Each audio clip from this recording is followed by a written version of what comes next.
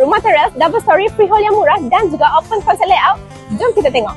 Weh, korang cantiknya.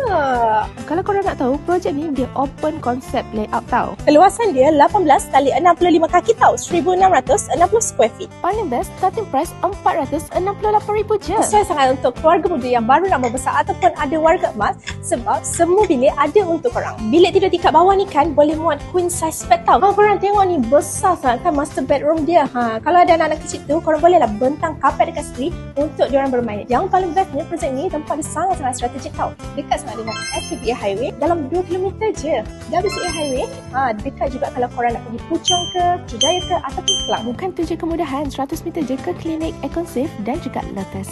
Good news untuk korang, Suntrust Centarum ada free Lego fee dan juga free stamp duty. Down payment pun murah je. RM200 je korang dah boleh booking rumah 2 tingkat ni. Tapi korang sampai hujung bulan ni je tau.